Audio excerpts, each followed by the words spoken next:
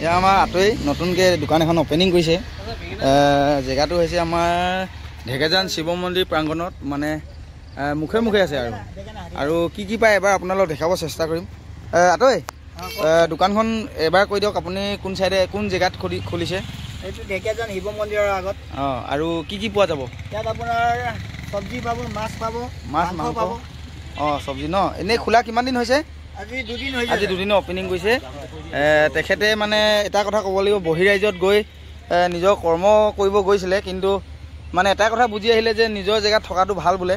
সেইকাৰণে তেখেতে এটা মানে নতুনকৈ খুলিছে, মাছ মাংসৰ পৰা আৰম্ভ কৰি চব্জি, একেবাৰে লোকেল চব্জি যিটো আমাৰ গাঁৱত উৎপাদন কৰে আমাৰ কৃষকে গাঁৱৰ।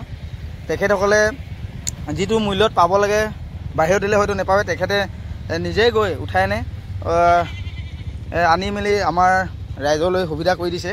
যথেষ্ট কম ৰেটত লগাই দিব বুলি কৈছে ইতিমধ্যে। আপোনাৰ নামটো কৈ দিয়ক। মোৰ অজয় চেত্ৰী। অজয় চেত্ৰী ন? ঠিকে আছে। এয়া তেখেতে ফ্ৰেছ, একেবাৰে ফ্ৰেছ পাব। বেছি নেকাতে 2-3টা কাটিব, মানে যোৱাকালি পৰহি মাংস, কালি মাংস তেনেকৈ নথয়। যিটো পাব আপোনালোকে একদম কি ক'ব লাগিব, একেবাৰে মানে জীয়া যিটো মাৰিব শেষ হ'ব আকৌ কাটিব, হয় নাই? হয়। এনেকৈ মানে আধা আপুনি নথয়। গতিকে আহিব, একেবাৰে ফ্ৰেছ মাংস পাব। জেগাটো মই আকৌ এবাৰ কৈ দিছোঁ, আমাৰ ঢেকেজান ভদ্ৰেশ্বৰ শিৱ মন্দিৰ প্ৰাংগণৰ মানে মুখে মুখে যিটো আমাৰ বৰডুমচাটো ডিগবৈ যাব পাৰে, সেই ৰ'দতে তেখেতে দোকানখন মুকলি কৰিছে। আজি 2 দিন হৈছে, গতিকে আহিব সকলোৱে। ৰেটটো বাৰু এতিয়া নকয়, আহিলে আপোনালোকে গম পাব কেনেকৈ লগাইছে। একেবাৰে এতিয়া নতুনকৈ এটা কাটি আছে। মই এতিয়া ফুলকবিটো লৈ যাম আৰু ফুলকবি আপোনাৰ দোকানত আহিলোঁ যেতিয়া, ফুলকবি আৰু বিলাহী আপুনি জুখি দিয়ক, মই লৈ যাওঁ। ঠিক আছে, ধন্যবাদ।